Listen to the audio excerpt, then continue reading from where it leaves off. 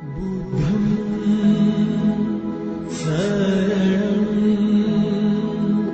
gacchami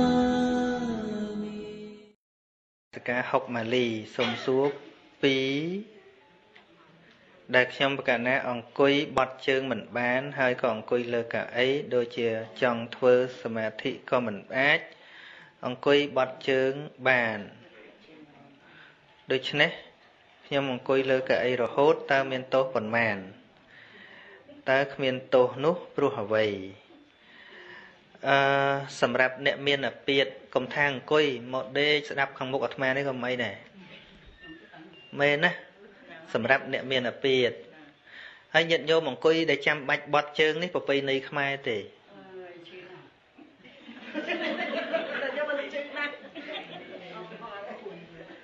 ហ្នឹងហើយដែលយើងអង្គុយបត់ជើងទាំងអស់គ្នាមិនមែនប្រពៃណីព្រះទេប្រពៃណីខ្មែរទៅអង្គុយបត់ជើងនេះហ្នឹងហើយសម័យព្រះអង្គគេទៅដល់គេពេញភ្នែនស្ដាប់ធម៌ធ្វើម៉េចឲ្យស្រួលអង្គុយសដុកជើងក៏បានអង្គុយពេញភ្នែនក៏បាននេះតាមទម្លាប់ស្រុកគេហើយយើងអង្គុយបត់ជើងនេះប្រពៃណីខ្មែរមិនមែនប្រពៃណីព្រះទេយល់ទេហ្នឹងហើយប៉ុន្តែយើងអង្គុយបត់ជើងគឺសំដែងដល់ការគោរពនឹងជាប្រពៃណីខ្មែរបានជាថាអ្នកឈឺអង្គុយយ៉ាងម៉េចក៏បានដេកក៏បានដូចជារឿងពោតិកតទេសធេរៈនោះនឹងព្រះសម្មាសម្ពុទ្ធទៅសំដែងធម៌ផ្ទាល់ផងលោកអាពាធសឹងលើក្រេអញ្ចឹងទៅព្រះអង្គទៅឈរនៅក្បាលតំណេកសំដែងធម៌ប្រោស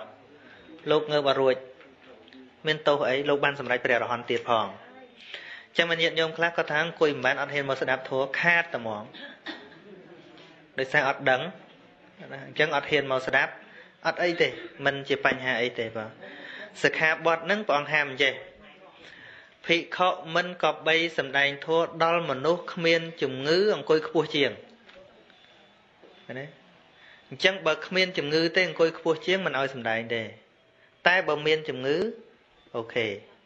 អត់អីទេយល់ដែលប្រចាំបាត់បញ្ញត្តិសិក្ខាបទនេះគឺមួយមុខគត់ត្រង់ថាកុំឲ្យអ្នកស្ដាប់នឹងមើលងាយធម៌តែប៉ុណ្្នឹងណាឲ្យគោរពក្នុងការសម្ដែងធម៌តែប៉ុណ្្នឹងឯង